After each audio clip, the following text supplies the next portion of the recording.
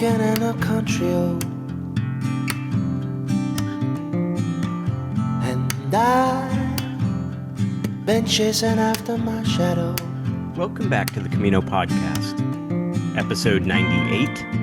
I'm Dave Whitson. Nobody asked me my name. It's a big year in Rome, a Jubilee year, as happens every 25 years, along with some extraordinary Jubilees interspersed on occasion for good measure. That wasn't the primary reason I decided to spend 6 months walking in Italy this year, but it definitely was a bonus. And as the year has unfolded, I've found more and more reasons to appreciate the timing. Bret Thoman is a pilgrim guide who leads Franciscan pilgrimages across Italy. Among many other things, he has written a guide to the Jubilee, the 2025 Jubilee in Rome, to help advise pilgrims arriving in this holy city in this momentous year. He kicks off this episode, sharing some historical context on the Jubilee, along with some advice on how to approach a visit to Rome. After that, I'm sharing my talk from the Pilgrim Gathering in Vancouver on my experience walking across Italy for 3 months this spring. This presentation tried to do 3 separate things. First, I wanted to describe the pilgrimage routes that I followed across my walk. Second, I sought to spotlight the saints and near saints whose presence is felt all along the way, sharing stories and lessons from their lives. And third, I tried to weave the theme of the 2025 Jubilee, Pilgrims of Hope, and Francis's larger vision behind that throughout. That was an ambitious plan, probably biting off more than I could chew, but that's hardly a new thing. I'm sorry to throw another extended monologue at you so soon after the Victoria episode. My plan had been to hold this off until further down the road, but a few scheduled interviews have been postponed at the last minute, which leaves all my other in-progress episodes in limbo. And I wanted to make sure you get a new episode this week. So here we are. There's something appropriate about this getting pushed up ahead of schedule, though, given that the whole talk was kind of rushed to deadline. As I mentioned in the talk, I drove to Vancouver from Portland and delivered this presentation the day after I landed back in Portland at 10 p.m. So the whole thing was pulled together in the final days of my walk in Italy. There's no question that the talk would have benefited from a couple more weeks of polish and maybe 15 more minutes of runtime. It's, a work in progress, like we all are. But I feel like there's the nub of something useful here, and I'm happy to share it now with a wider audience. Admittedly, I am not doing a great job of selling it. Stay tuned for a half-baked, partially masticated presentation. But you know what's fully baked and delicious? It's my new book, The Camino Compendium, coming out this week on July 11th, 2025. It's available first on Amazon, and then it'll be distributed to other dealers. It features 32 stories related to important people, places, and themes on the Camino Frances. You can find a sample chapter at davewhitson.com, on the Camino Forum, and in the Camino de Santiago All Routes Facebook group. Please give it a look. I think it's pretty good. And with that, on to the show.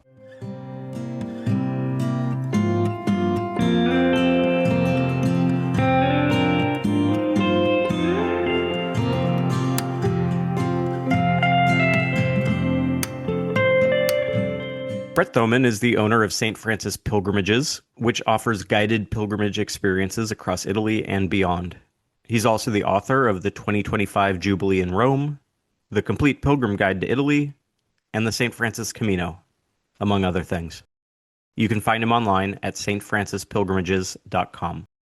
Bret Thoman, thanks for joining me to talk about the Jubilee year, and also I'm just curious to learn about your life in Italy. What first brought you there? Sure. Well, thanks for having me, Dave. It's a pleasure to be with you and talk a little bit about these things that are very dear to my heart. So, yeah, I live in Loreto. And just before we started recording, I was showing you some of the places around here. But we've got a beautiful basilica. The Holy House of Mary is preserved here. The 3 walls that are believed to have been attached to her house. We have the Adriatic Sea. This is a great time of year here in the summer. But it's kind of a long story, probably too much time that we have for here. But I'll just say I believe it was grace and providence that kind of brought me here. Basically one step at a time.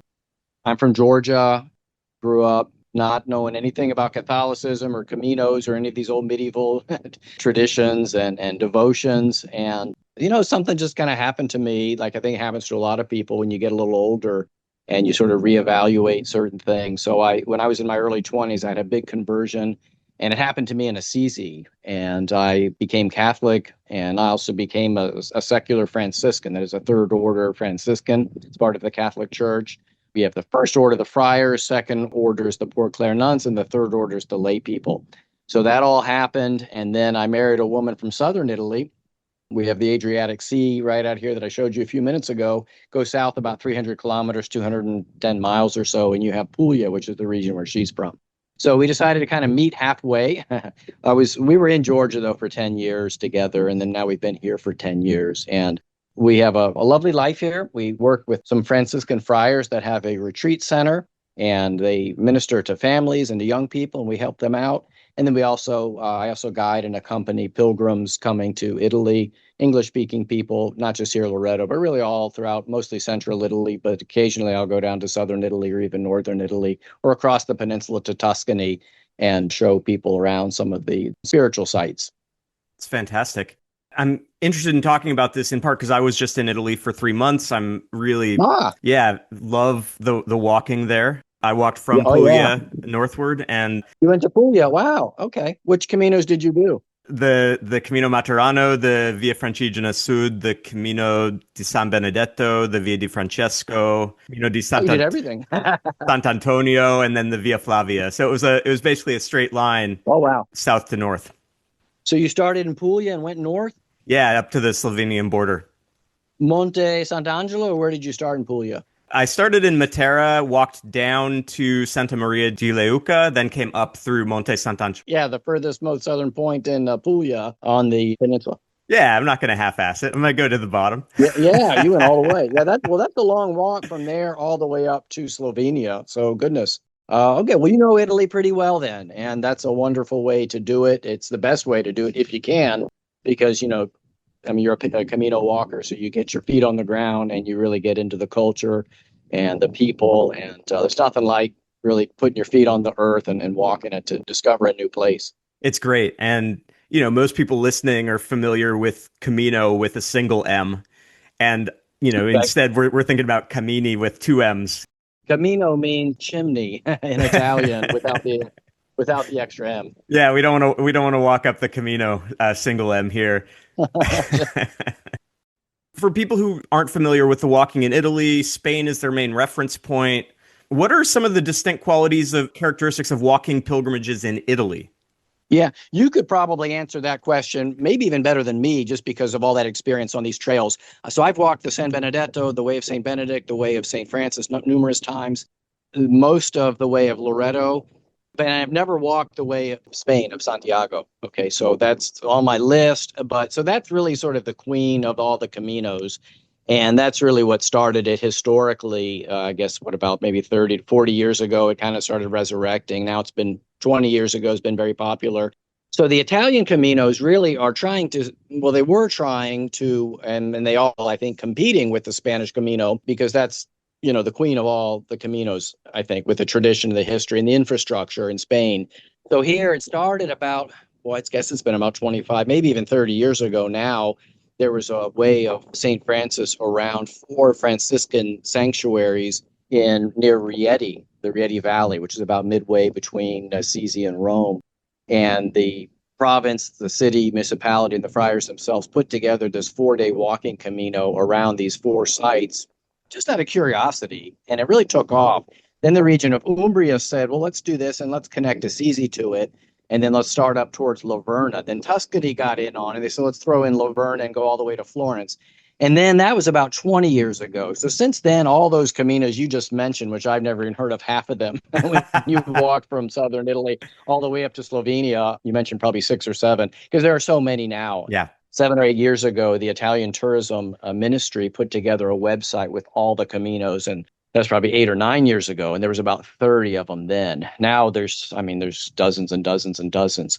So to answer your question, the key difference is we don't have the infrastructure here, the history or the tradition, but we have all this great, beautiful areas to walk in. And I'm sure you can, attest to that. So if you did all that, you saw some incredible things because here the terrain is really very special in Italy. The towns, the cities are very special, the culture, the food and the spirituality. So you have all of that here, but we don't have the infrastructure. So you don't really have like in Spain. And again, I'm just going on sort of anecdotally what I've heard people say. Sure. You can walk 5 kilometers, 10, 15, 20 and find an albergue to sleep in on the way in Spain. Here, it's not like that. Like if you walk the way of St. Francis, which is probably the one with the most infrastructure, sometimes you have to walk like 20 kilometers, 12, 13 miles before you get to a hotel. And then by now, people are used to seeing the walkers, the Camino walkers with the sticks and the backpack and everything. But 10 years ago, they weren't. So that's the biggest difference. So it can be a plus or a negative if you're looking for people to share it with at random, because that's one of the beautiful parts of a Camino is you just go meet these random people and the sort of coincidences, or in Italian we say Dio incidenza, God incidents, where things come together in a providential, beautiful way. You don't get that as much here because many people on the Italian Caminos will walk and then they're the only one walking, because you're all kind of going in the same direction. So sometimes you don't see any other walkers, maybe one or two. Whereas in Spain, I understand there's lots and lots of people doing it, especially during the walking season. Yeah. Well, let's home in on the center of the discussion then, because you've written the book on it, the Roman Jubilee 2025. Yeah. It's a big, big year in Italy for reasons that we knew coming in and then other reasons that have unfolded over the course of the year. Right. But let's start with the idea of the Jubilee. For those who aren't familiar with the term, what is a Jubilee? Yeah, Jubilee is a Catholic and also a Jewish religious tradition. In the Catholic Church, it started in the year 1300. I believe it was Pope Boniface the 13th, if I'm not mistaken, called for this Jubilee. And it was a word from the Old Testament. I believe Isaiah, when Isaiah says that there should be a year for, in which the poor shall be reimbursed goods, the prisoners will be set free. There'll be just a period of time where wrongs would be righted. And the word Jubilee, it comes from a Hebrew word, Jubilee. I'm probably massacring that surely, but it means the ram's horn that they blow to start the Jubilee years. That's a Jewish tradition. We don't do that. We don't have a horn, but the word, so Jubilee year started people to get sort of graces or indulgences, they called them at the time. Well, they still call them today in the Catholic Church. We still have the theological concept of indulgence. Although people don't really walk the Caminos today to get it, in the 1300 they did. So it was basically established by the Pope that if you came to Rome, you would receive this indulgence, this plenary indulgence. And indulgence is sort of maybe today a controversial term because that's one of the reasons the Protestant Reformation kicked off because Martin Luther questioned it. But it was and still is, it's in the Catholic Catechism, a way that punishment for the remission of sins can be granted in a certain way. But it's maybe kind of in a modern sense, a way that, look at it like this. If you do something good for someone else, you sort of are rewarded. If not spiritually, you feel good about it. And so in those days, if you gave money to the poor, you could receive these indulgences. So that's kind of a nutshell of what it was. Started in 1300, initially started doing it every 25 years in the Catholic Church. And now they do it every 25 years. And then usually once in between the 25 years, they do it again. That's called an extraordinary Jubilee. Every 25 years is an ordinary Jubilee. So we had the last one, I think it was 2017, if I'm not mistaken. That was the extraordinary Jubilee. And this year, 2025, is the ordinary Jubilee. So you go to Rome, there are 4, they're called major basilicas, 4 of the main churches in Rome, St. Peter, St. Paul, St. Mary, and St. John Lateran, which is the cathedral. If you walk through the holy doors, there's actually holy doors only open for the holy years and the Jubilee years. You walk through them, you can receive these special graces. So, you don't have to be religious to go. Anybody goes. It's kind of like walking a Camino. You don't have to be Catholic or religious. People do it for spiritual reasons or just kind of cultural reasons. And the doors are open for anybody who wants to go through. But that's kind of a nutshell of what they are and a little bit about the background. One of the things that I didn't always track is that you have the Jubilee, but it's not simply, hey, it's the Jubilee year. Let's all go to Rome. But the Pope will often identify a theme, a vision behind the Jubilee year. So there's something more to it in terms of a larger vision, something that's being emphasized. So what's the vision behind the 2025 Jubilee?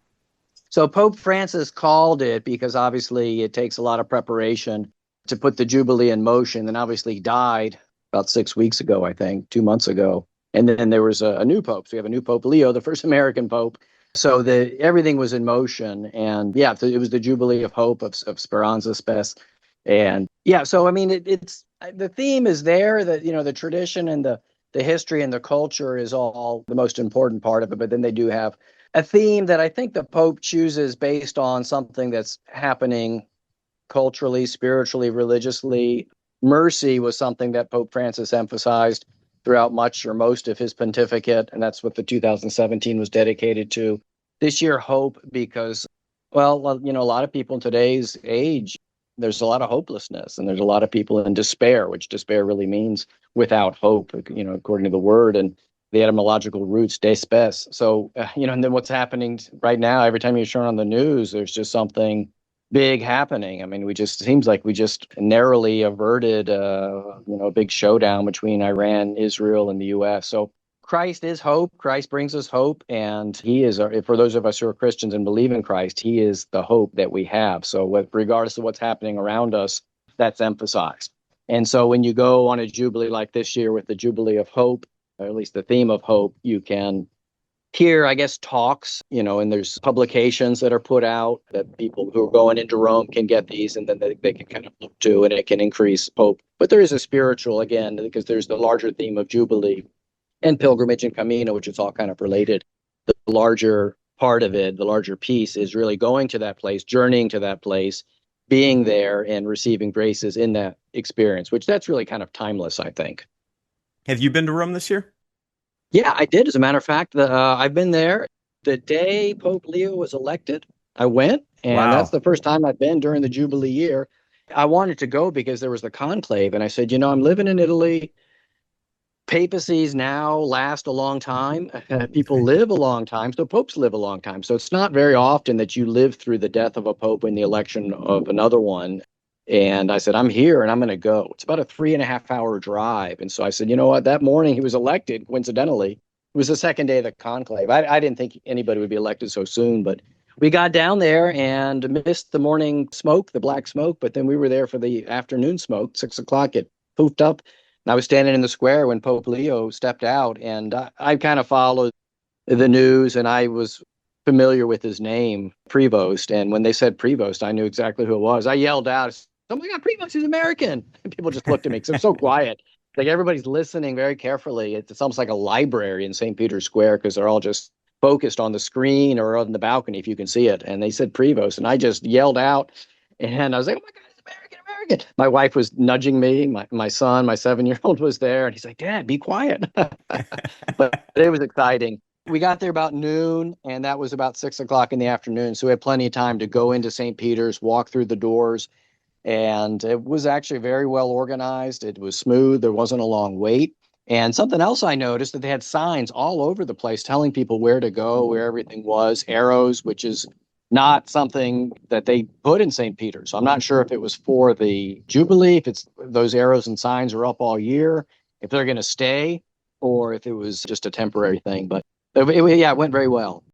We still have 6 months left in the Jubilee year this year, so there may be people listening who are still planning on heading to Rome. Sure. What advice would you give them for how to approach their visit to Rome in a Jubilee year? If you can, I would try and go off season, which, I mean, now we're already in the summer, so the off season would be really before Easter. But at this point, I would say it would be between late September and December. But I would try and go away from a major holiday and when it's cooler, because hopefully the crowds will be a little bit smaller. But get a guide, and I do have a guide on the Jubilee of Rome that I put together. I also have a book on the major religious sancts throughout all of Italy, and in that book, a big part of it is on Rome. So I took that part on Rome and amplified it and made it into kind of a guidebook. But I would have a guidebook. You could take mine, or there's plenty of other ones out there, because Rome's a big city, and if you've never been there, if you're not familiar with it, you can get, I don't know, maybe take advantage of. But it's just sort of a unique city in that it's 2,800 years old, and there's just layer and layer on top of it. And it tries to function as sort of a modern cosmopolitan city, but you just have these roadways that connect different sections of Rome from the past, and it can be just very chaotic. So I would just, some advanced organization is good, but if you can join a guided tour, you can do that. And yeah, just go and be open to it too, because it's a religious experience, but it can be very spiritual for, your listeners. I'm sure they're, have different backgrounds, but also cultural too, because this has been going on in Rome since 1300. So that's, 700 years. And so it's a very cultural kind of a beautiful experience. Fantastic. Well, thank you, Bret. Thanks for talking with me about the Jubilee in Rome and the great life that you are living over there in Loreto. Well, I appreciate it. It's a pleasure to be here with you and chatting too.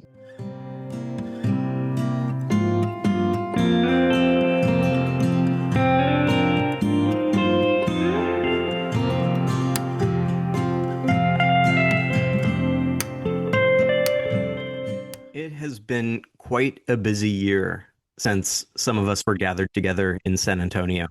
Over the summer and fall, I completed my COVID-interrupted coast-to-coast walk across the USA, and I just finished a south to north walk across Italy a few days ago.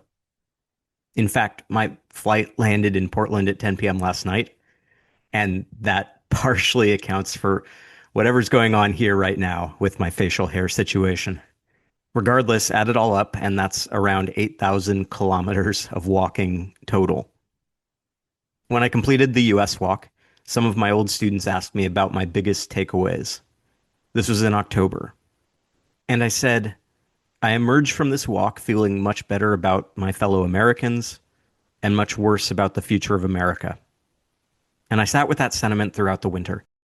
Couldn't shake it, still can't. That's obviously not what I'm here to talk about today, but it's important context for what follows.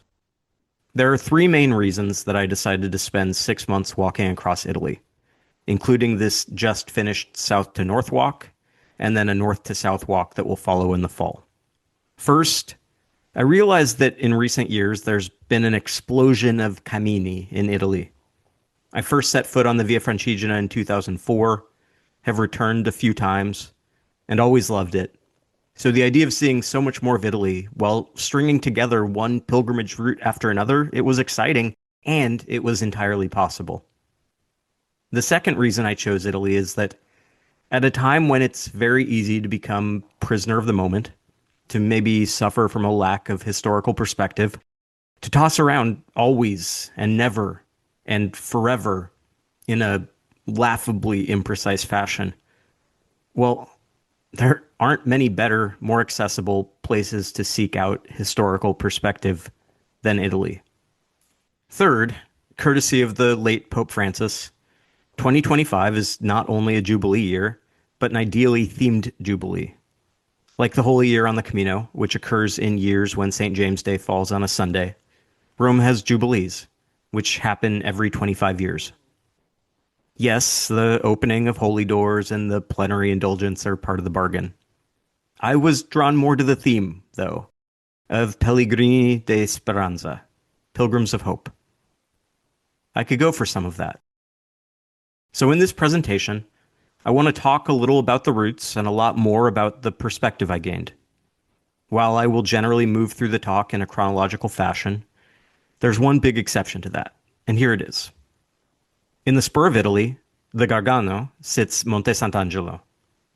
I reached it on a variant of the Via Francigena Sud, climbing from the Adriatic through a sudden rain squall. While it's often overlooked outside of Italy, Monte Sant'Angelo is one of the most important pilgrimage sites in Catholic history, drawing pilgrims ever since they say the Archangel Michael first appeared deep in a cave here in the year 490. Today, the basilica has been built over that cave, so you enter the church and immediately begin descending steps, 86 in all. The moment when you turn the corner, enter the grotto, and see the cave church suddenly appear, it's dramatic. One of the more striking scenes I've encountered on pilgrimage. I arrived just as Mass began, so I attended the service and then drifted around the cave, not in any hurry to leave or to go back up those stairs. And as I examined the small statue of Michael, tucked away in a niche in the back of the cave, I found myself thinking of Santiago. And here's why.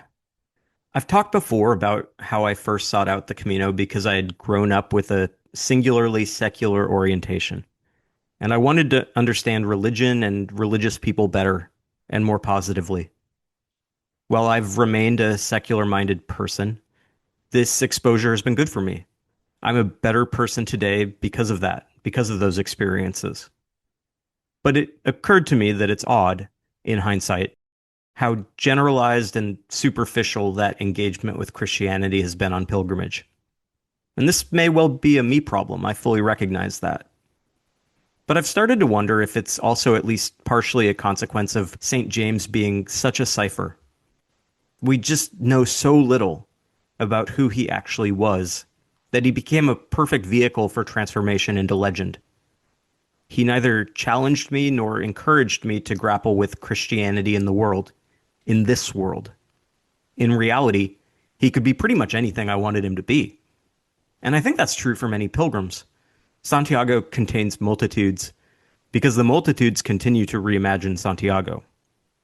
He might well have been an actual living, breathing man, unlike St. Michael, who we're told was a literal Satan-fighting archangel.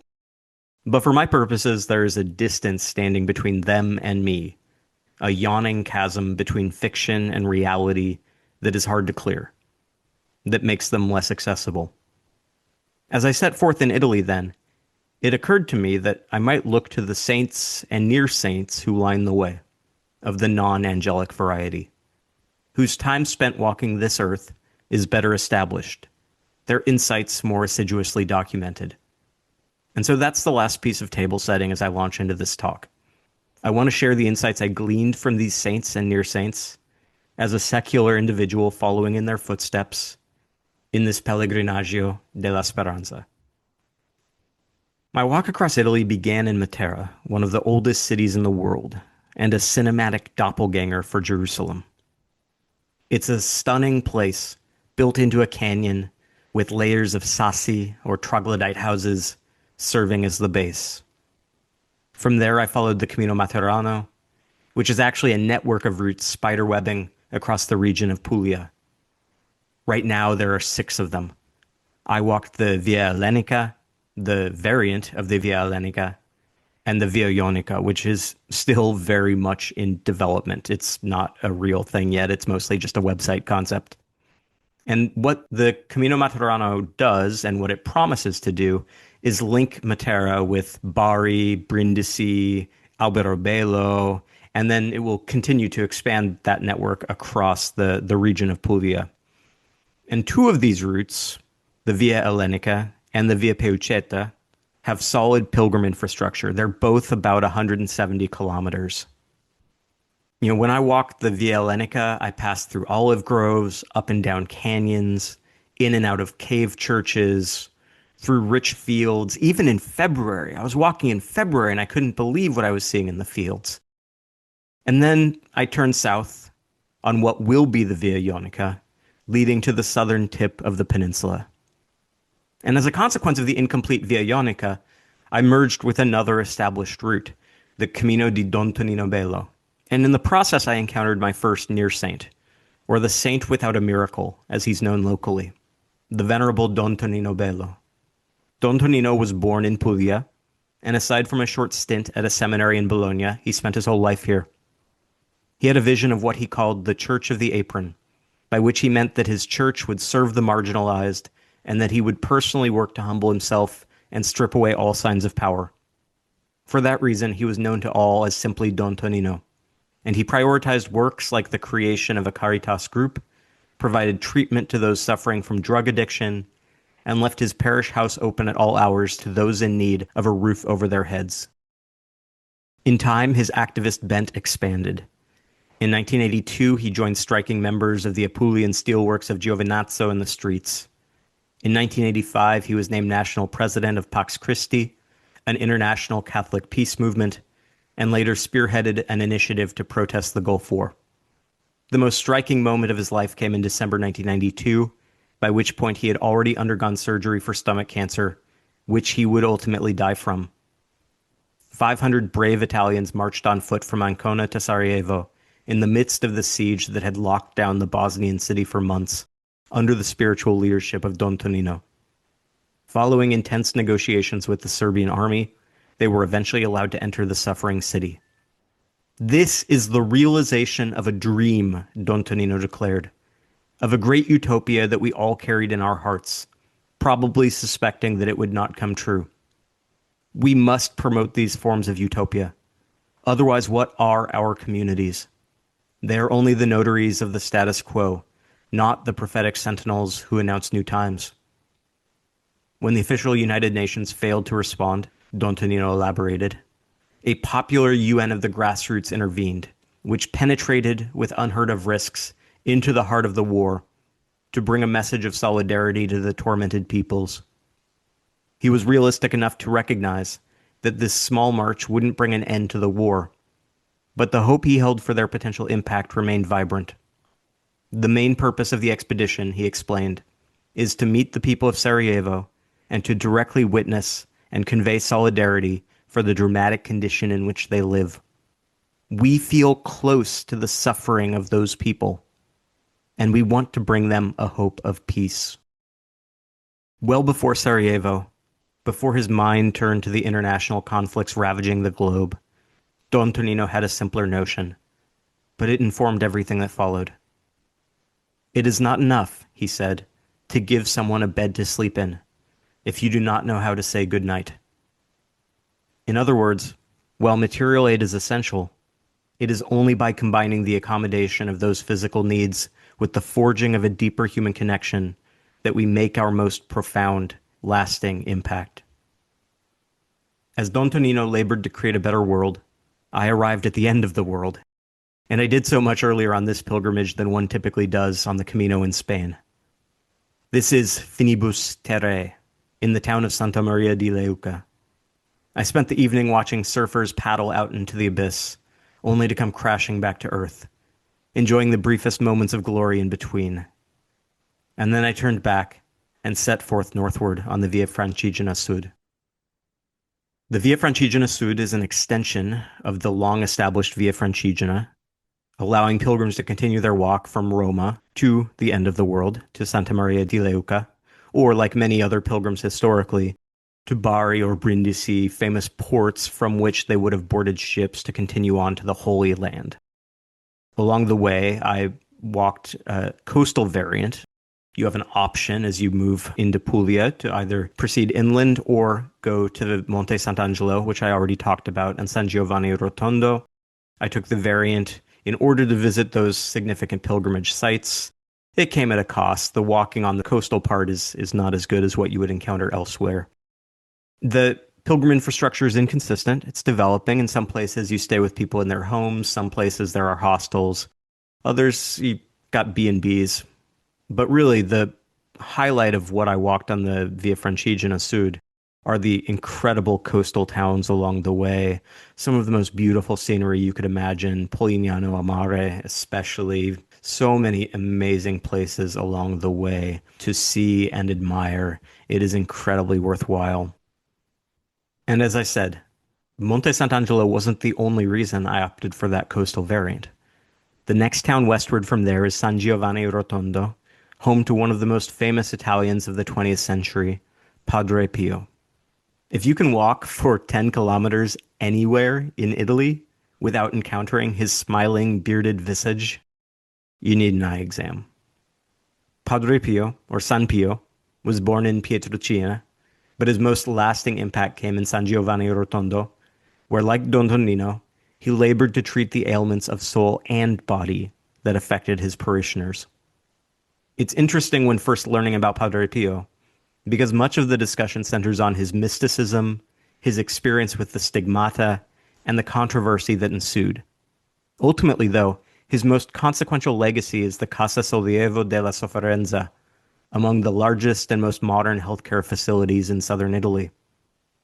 Padre Pio, echoing Don Tonino, insisted that the suffering patient must have in himself the love of God by a wise acceptance of his pains and a serene meditation on his destiny before God. Here, patients, physicians, and priests shall be reservoirs of love, which will communicate itself to others in proportion to the extent that it is found in them. Suffering, Padre Pio believed, as exemplified through his personal experience with the stigmata, can draw us closer to God. However, He also recognized that many require physical relief from that suffering in order to appreciate and recognize the spiritual dimension. In both of these men, then, Don Tonino Bello and Padre Pio, I could see the link between Christian love and social activism. The recognition that even if a better world lies ahead, we should still do the best we can with this one. At a time when thoughts and prayers has come to carry cynical connotations in some contexts, as quite literally the least one can do in the face of tragedy, these two men highlight the power of actions and prayers. I left the Via Francigena Sud in Teano after some beautiful days of walking through grassy hills, turbines churning away in the constant breeze, and then I spent a day off route, passing through some of the most brutal battlegrounds of World War II, around the Reinhardt and Gustav lines, through which the Nazi German forces sought to slow the Allied advance across Italy. I walked through the Italian military cemetery of Montelungo, the town of San Pietro Infine, which was utterly destroyed in the war and preserved as such as an open-air museum, and finally arrived in Cassino, from where I would begin my walk on the Cammino di San Benedetto. And the theme of resilience in the face of destruction ran through every step of the journey. But first, a quick snapshot. The Cammino di San Benedetto runs about 300 kilometers from Norcia to Monte Cassino, which I walked in reverse, as I did with most of these routes. It has a solid pilgrim infrastructure, with a dedicated network of donativo-based accommodations and other inexpensive B&Bs. It overlaps in part, briefly, with the Via di Francesco between Rieti and Poggio-Bustone. And from my view, the highlight are these pristine hill towns and dramatic landscapes along the way. It's one of the most beautiful walks that I've done. I loved every step of it. The Abbey of Monte Cassino, technically the route's conclusion, the final culmination of Benedict's life's work, was my beginning. In the morning when I arrived, it was steeped in a serenity that even the first wave of tour buses couldn't disrupt. Credit the restoration team, then, for its efforts. Because 80 years ago, this was little more than dust and ashes, rubble and heartbreak, fury and futility. Succisse verissit. The motto of Monte Cassino couldn't be more fitting. In English, cut down, it grows anew. Most of those choppings are little more than historical bullet points. A Lombard raid early in the Abbey's history in 570, a Saracen incursion in 883, a devastating earthquake in 1349.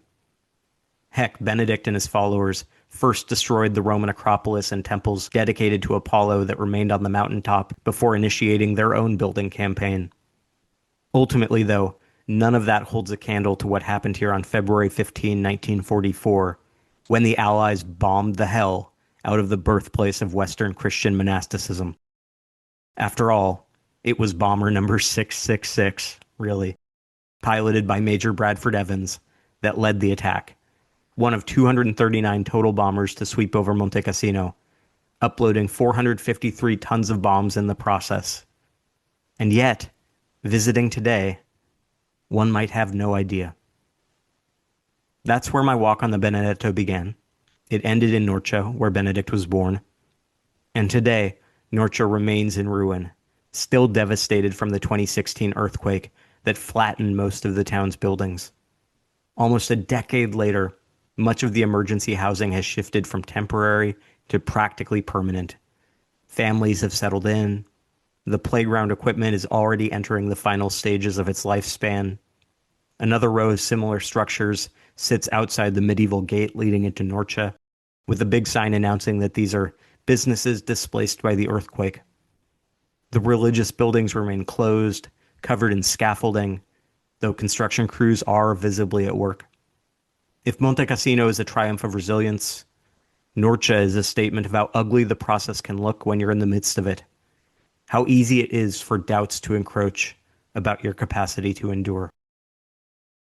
Saint Benedict himself lived at a moment of destruction and upheaval. The Christian church, steeled in hardship under Roman persecution, had gone soft following its elevation. And by the time Benedict was born in 480, the Western Roman Empire had fallen, just 4 years earlier.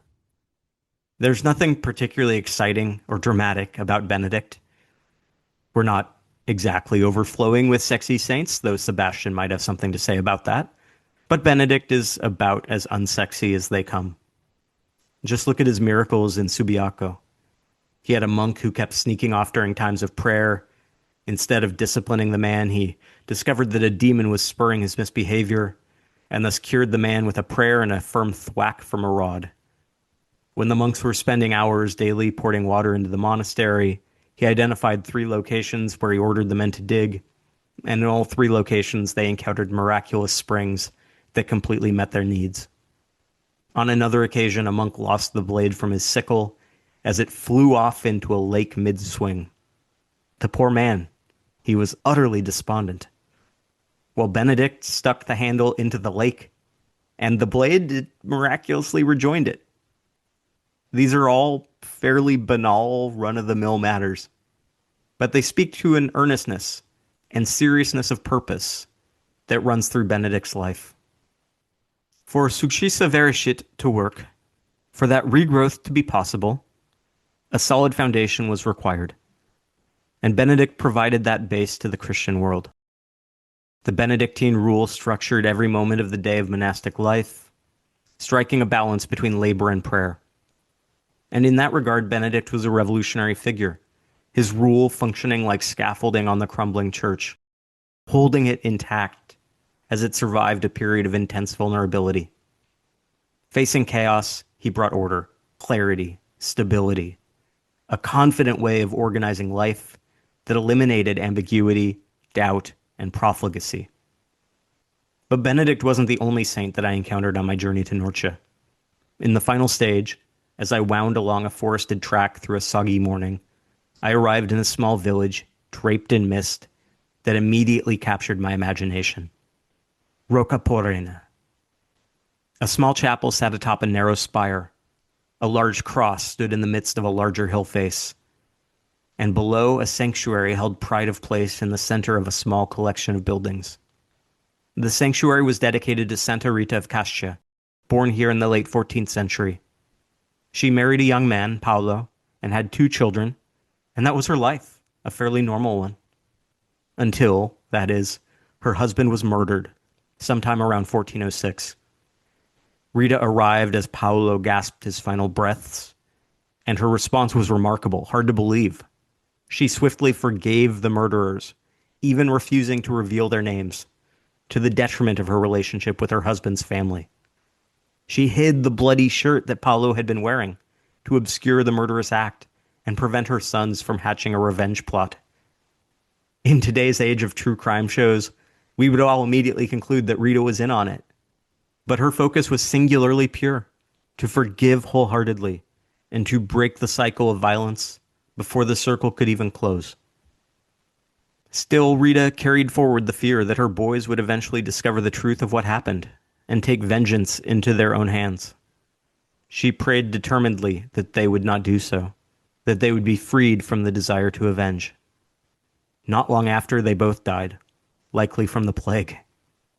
Were Rita's prayers answered in such a disheartening fashion? She didn't take it as such, instead devoting herself ever more fully to God, seeing in the intensity of her suffering a connection to Jesus, like Padre Pio. Ultimately, she entered the Augustinian monastery in Cascia. She was challenged by the abbess, who wished to test Rita's humility. The abbess did so by ordering Rita to plant and water a piece of dry wood. Rita did so, with absolute dedication, and in time, a luxuriant vine flourished from that once dead piece of wood. A major part of Rita's legacy, then, is not just her capacity to endure suffering, her spirit of reconciliation, and her humility, but also her patience. From Norcia, I backtracked to Rome, where I picked up the Via di Francesco. This is the best known and most walked of the pilgrim roads I followed on this journey, though once again I was swimming against the tide. If you start reading about the Via di Francesco, you'll find many different versions, but the most commonly followed among English speakers in particular runs from Florence, Firenze, to Assisi, and then onward to Roma. So it's almost like two different walks connecting around Assisi, one from the north, one from the south. Some people hike both together, and if they do, that's about 520 kilometers. I thought it had an excellent pilgrim infrastructure, including many Donativo-based accommodations, but really the whole range of options are available. There are a few days that have longer stretches, but there are also many where you can break it up into smaller chunks. This was the only route I followed with anything resembling steady pilgrim traffic. What stood out to me the most is the deep, deep way that St. Francis is embedded in the route, that you experience his life at many points along the way. He was a prolific pilgrim, St. Francis, walking back and forth through these lands, and there is a story linked to him in seemingly every town. And I want to focus on just one story related to Francis. Set in Greccio, a small sanctuary that clings to a cliff just on the edge of the Rieti Valley. Francis first visited the shrine in 1209, finding much to appreciate in the virtuous friars and their dedication to humble prayer. Every reference to the place underscores the poverty of the friars and the local inhabitants alike, one of the foremost virtues in the mind of Francis. Greccio is best known, though, for being the site of the first live nativity scene. Well before Disney got into the live-action remake business, Francis started the trend. And this is a wild thing to consider. We're told by the historian Thomas of Celano that the humility of the Incarnation and the charity of the Passion occupied Francis's memory so thoroughly that he scarcely wanted to think of anything else. As with his views on poverty, the scene of Jesus, child of God, being born in a manger on the very same straw used by livestock, moved Francis profoundly because of the absolute, incorruptible sense of humility that pervaded every part of it. The text only goes so far, though. As Francis explained it, I wish to enact the memory of the babe who was born in Bethlehem, to see as much as is possible with my own bodily eyes the discomfort of his infant needs, how he lay in a manger, and how, with an ox and an ass standing by, he rested on hay. The friars of Greccio rallied to make this happen. Francis was not disappointed. Again, Thomas of Celano tells us, the holy man of God stands before the manger, filled with heartfelt sighs, contrite in his piety, and overcome with wondrous joy. And then Francis turned to preach to the assembled audience, because the spectacle had drawn believers from throughout the valley, and his passion and earnestness infused every statement. I have sometimes felt guilty about travel, about heading out on another pilgrimage, and certainly there are times when these have been escapist for me, and a mark of some privilege I wield. I tend to think about travel in secular terms, the curiosity to see historically and culturally significant places, the excitement intrinsic to an adventure, the eagerness to encounter something that will resonate. In Francis, though, I can see travel differently, as an act of love, the desire to come as closely as possible to the divine mysteries that shaped his worldview and identity, to take even just one step closer to understanding. And what's most striking to me in the stories from the life of Francis, this one among so many others, is that over and over again, we see this man who tries to spend so much time alone, in a cave, in prayer, instead drawing people together, creating community through his acts of adoration and love. Francis's devotion to Jesus has a magnetic quality, galvanizing those around him into something powerful and enduring. While Francis's face continues to serenely gaze down upon walkers all across Umbria and beyond, in recent years, he has been joined by another, much younger face. And that, in fact, is the face of what will be the youngest Catholic saint, Carlo Acutis. Known as the Millennial Saint, his canonization was scheduled to take place on April 27th, but was postponed due to the death of Pope Francis. Acutis' body currently rests, wearing jeans and sneakers, in the Church of Santa Maria Maggiore in Assisi, where Francis renounced his wealth 800 years ago. Acutis was born into a secular family, but he was drawn to faith, first popping into churches independently to say hi to Jesus and Mary, and later attending Mass independently. He was drawn most of all to Francis, though, often voluntarily giving up his money and goods to support the homeless, and later asking to be buried in Assisi. Reverend Enzo Fortunato carried the connections even deeper, noting that St. Francis left the churches and went to the squares to preach. Carlo Acutis prophetically realized that today the public squares are online, on the web. That's where youth are. That's where people are. So he lives and brings the gospel in those squares. That's one of the reasons why he will become the patron of the web, internet, and social media. Acutis died at age 15 from leukemia, only 3 days after being diagnosed. His most significant accomplishment, in the eyes of many, was the creation of an online exhibition of Eucharistic miracles in the world, which has been installed in over 10,000 parishes worldwide. And there too we can see the Acutis-Francis parallel, with the former's deep connection to the Eucharist, paralleling the latter's devotion to the nativity scene, and both creating very different forms of community through the process of adoration. The last stage of my walk on the Via di Francesco overlapped with my first stage on the Cammino di Sant'Antonio, between La Verna and Camaldoli. From there, I continued northward, through the life of St. Anthony of Padua, and also through the regions of Tuscany, Emilia-Romagna, Veneto, and Friuli Venezia Giulia. The Cammino di Sant'Antonio is maybe the least walked of all of the routes that I followed over the course of this trip. And like the Via di Francesco, it's kind of split into two chunks, with its shrine, its main destination, right in the center. So from La Verna in the south, it leads to Padova, 410 kilometers north, and then it continues onward to Gemona del Friuli, 257 kilometers further. So the whole thing is just under 670 kilometers. Very limited pilgrim infrastructure on this walk, especially on the second half. I was able to reach out to some parish churches along the way, and they provided me shelter in some cases. But there was also some camping involved, along with some B&Bs. And to me, the highlight is the varied landscapes. If you were to walk this whole thing, you would start out in the Apennine Mountains, and at one point I was up at about 5,000 feet, about 1,700 meters, and there was even still a little bit of snow on the ground. Then you descend into the Bologna, Ferrara, Padua Valley, including those three lovely cities. And then you proceed onward to the Alpine foothills. You don't really climb up that much into the Alps, but they are there. They are right next door, looming overhead as you walk through there. While my mind was focused on St. Anthony, in the town of Dovadola, I first encountered the Blessed Benedetta Bianchiporo, who was born here. Her 28 years were packed with suffering. In the moment of birth, she suffered a hemorrhage, and many expected her to die.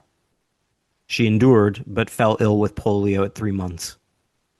Next came multiple rounds of bronchitis and severe ear infections, all before she had lived a full year. As she grew older, she first lost her hearing. Then came von Recklinghausen syndrome, facial paralysis, spinal arachnoiditis, neurofibromatosis, dental foci fever, the extraction of 14 of her teeth, and the loss of her sight. Near the end, she wrote a letter to a friend, stating that, "I am not desperate in my Calvary. I know that Jesus is waiting for me at the end of the journey. First in an armchair, now in the bed, which is my only living space, I have discovered a wisdom which is greater than that of men. I have discovered that God exists and is love, faithfulness, joy, certainty until the end of time and beyond. Soon I shall be no more than a name, but my spirit will continue to live, here with my family, with all those who suffer, so that I too will not have suffered in vain." When she died, again, just 28, her last words were, "Thank you." When she was declared venerable by the church, the reason stated was her steadfast faith and behavior in the face of such prolonged suffering. She never lost hope. The first major site linked to St. Anthony on the walk comes soon after, the Hermitage of Monte Paolo, where he traveled after attending the Franciscan gathering in Assisi. From there, the route passes through a series of towns to which he is connected through stories of miracles, onward to his tomb in the Basilica in Padua. then to the towns where he spent his final moments, Arcelli and Campo San Piero, and finally to Gemona del Friuli, home to the first church ever dedicated to Anthony. Anthony, I should note, is the patron saint of lost things, so you might have cause to think of him on the Camino, or when you're hunting for your car keys in the morning. Nonetheless, at first, I admit, a little put off by Anthony, who earned the moniker of the Hammer of Heretics. Given that he lived and worked during the era of the Albigensian Crusade, which gave us the quaint phrase, "kill them all, let God sort them out," I immediately leapt to some unsavory conclusions about the man. But really, the label was as misleading as it was off-putting. As the Frenchman Giovanni Rigaud put it, Anthony calibrated his speech according to the person, so that the errant abandoned the wrong path, the sinner felt repentant and changed, the good was stimulated to improve. In short, no one went away dissatisfied. Anthony himself stressed that eloquence must be combined with consistency. The example of life must be the weapon of persuasion. Only he who lives according to what he teaches can successfully cast the net. Less a hammer, then, and more of a multi-tool. Anthony's biggest target was a group he called mute dogs, by which he meant the powerful people who refused to criticize worrying, harmful, or immoral trends, merely because it might compromise their economic standing. In his sermons, Anthony later wrote, "Truth breeds hatred. For this reason, some, in order not to incur the hatred of their listeners, cover their mouths with the cloak of silence. If they were to preach the truth, as truth itself demands, and as divine scripture openly commands, they would incur the hatred of worldly people, who would end up excluding them from their circles. But since they walk according to the mentality of worldly people, they fear to scandalize them, whereas one should never fail to observe the truth, not even at the cost of scandal." For Anthony, it was this prioritization of the mundane over the sacred, the material over the spiritual, the comfortable fiction over the unvarnished truth, that was most offensive. One of Anthony's most famous miracles occurred early in his anti-heretic campaign, when he visited the town of Rimini, known at the time as a Cathar stronghold. Far from welcomed, Anthony was ignored. Few townsfolk turned out to listen to him speak. Instead, Anthony walked to the Marecchia River and declared, "Come, ye senseless fishes of the deep, and by your attention to the word of your God and mine, put to shame these men who in their blindness and hardness of heart refuse to hear it." And come those fish did, flocking in large numbers and taking in his message unblinkingly. There's a lesson in that, about how to engage with those who are disinterested, oppositional, hostile. Anthony rarely took them head on. Instead, he lived with passion, conviction, and clarity, spreading his faith among the willing. And over time, he won over more through the model that he exemplified, leveraging the power of hope to persuade, as opposed to condemnation and criticism. The final days of my walk were spent on the Cammino Via Flavia, which led me to the end of Italy, in this case, the Slovenian border. The Cammino Via Flavia is the shortest route I followed, running from Lazareto on the border to Aquileia. It's about 116 kilometers. Again, I walked it in reverse. There are a few hostels along the way, including one Donativo in Muggia Vecchia, east of Trieste. It has a small but growing pilgrim community, some people who are very enthusiastic about walking it. And the highlight is Trieste, the city of Trieste, which is marvelous, and the coastal walk north of it, which is quite lovely. The day before I flew from the USA to Italy, at the beginning of my trip, Pope Francis was hospitalized. On these last days on the Via Flavia, Pope Leo XIV was elected. And even as excitement percolated all around me, finally, there was something else that Europeans wanted to discuss with an American. I wanted to spend those last few days with Francis, revisiting his bull that launched the 2025 Jubilee. And I want to finish this talk with that as well. "Everyone knows what it is to hope," Francis wrote. "In the heart of each person, hope dwells as the desire and expectation of good things to come. despite our not knowing what the future may bring. Even so, uncertainty about the future may at times give rise to conflicting feelings, ranging from confident trust to apprehensiveness, from serenity to anxiety, from firm conviction to hesitation and doubt. Often we come across people who are discouraged, pessimistic, and cynical about the future, as if nothing could possibly bring them happiness. For all of us, may the Jubilee be an opportunity to be renewed in hope. And in the stories of the saints and near saints, time and again, I saw consonance between Francis's observations and their lives.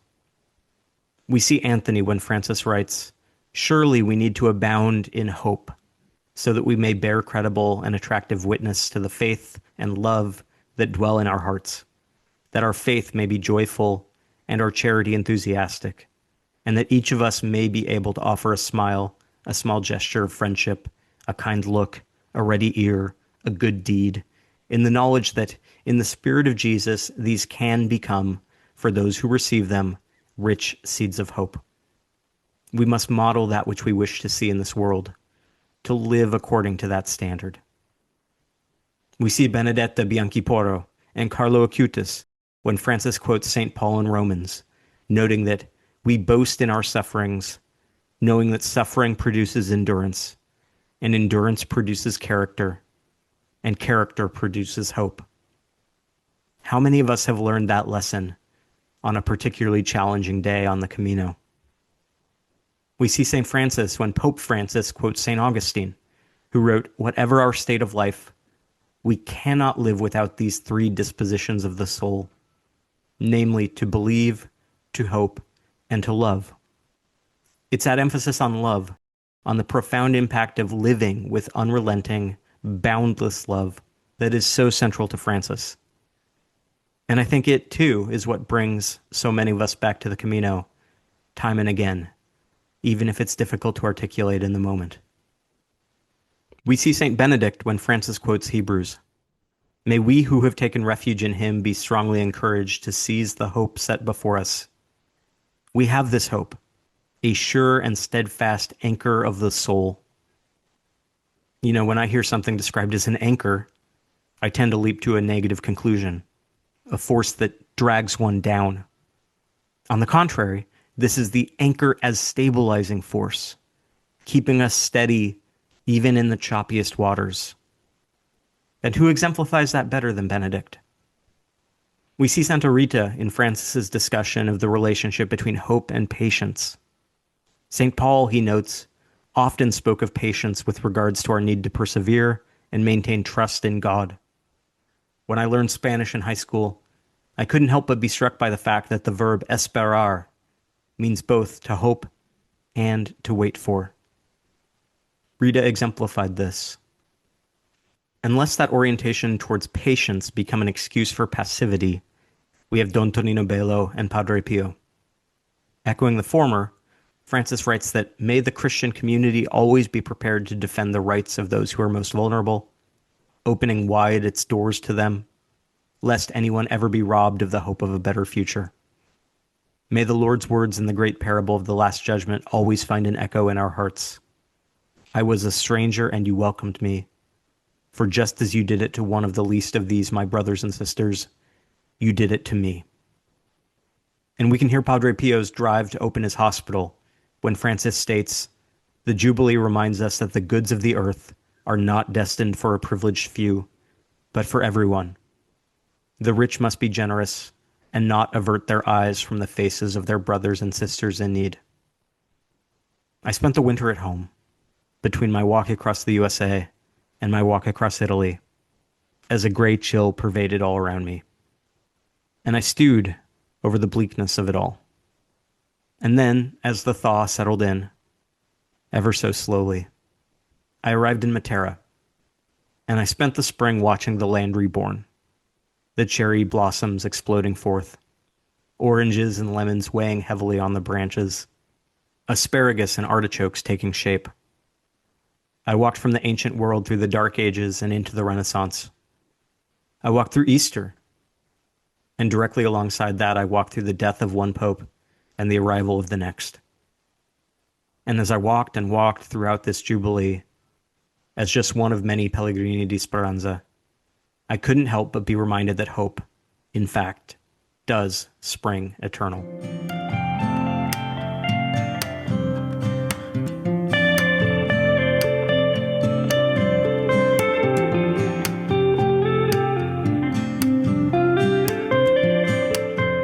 In future episodes, I hope to take a closer look at each of those routes mentioned in this one. For now, though, I just want to underscore how awesome it is to be able to weave together so many different routes into a long walk, and particularly one that runs south to north. Like many of you, my walking orientation tends to focus on an east to west trajectory. That's been true in Spain and in France, and definitely going across the US. The huge advantage of south to north, though, involves seasons and weather. February in Puglia, southern Italy, was delightful. Certainly when the sun set, the temperature plummeted and it wasn't totally enjoyable to be outside. But it was dry most days, and I love walking in the cool. When I reached northern Italy in May, the temperatures had climbed certainly, but never above 80-ish or 27-ish. There were, admittedly, some wet and frigid days in the Apennines, including one harrowing day following some creek flooding. But you know, you're not going to emerge from 3 straight months of walking totally unscathed on the weather front. And for all the people who are stressing out about how overcrowded the Camino Frances is, I mean, let me put it this way. On the first night of the trip, there was one other pilgrim in the hostel in Matera. After that, I didn't share a room again until I was at the Pilgrim Spedale in Rome, which barely counts. And then not again until more than halfway through the Via di Francesco. And after the Via di Francesco, I never shared a pilgrim room again, aside, of course, from the youth hostels that I had to stay in major cities. So sure, that might be too much of a pendulum swing in the other direction for many of you. But if you're looking for solitude, outside of the Via di Francesco and the northern Via Francigena, oh, you can find solitude on the trails in Italy. And if the pilgrim traffic is limited, that doesn't mean that the pilgrim community is lacking. The organizers behind these routes are deeply invested in supporting pilgrims. They will come out for you. Time and again, I stayed in their homes, ate meals with them at their dining tables, benefited from trails that somehow were completely navigable even deep in the off-season. I can't wait to go back. And I don't have to wait much longer, fortunately. The walk continues in mid-August, following a north to south trajectory this time, hitting on the warm end of summer, but then finishing up in Sicily in November. It took a little while for Italy to catch up to Spain, but it's coming. Oh, it's coming hard. So give it a look. That's all for this episode. Thanks again to Bret Thoman. You can find his books, The 2025 Jubilee in Rome, The Complete Pilgrim Guide to Italy, and the St. Francis Camino on Amazon. You can find him online at stfrancispilgrimages.com. All episodes of the Camino Podcast can be found on Spotify, Apple, SoundCloud, and YouTube. You can reach me at CaminoPodcast@gmail.com and through the Camino Podcast Facebook page. And you can support the pod on Patreon at patreon.com/Dave Whitson. Back again next week.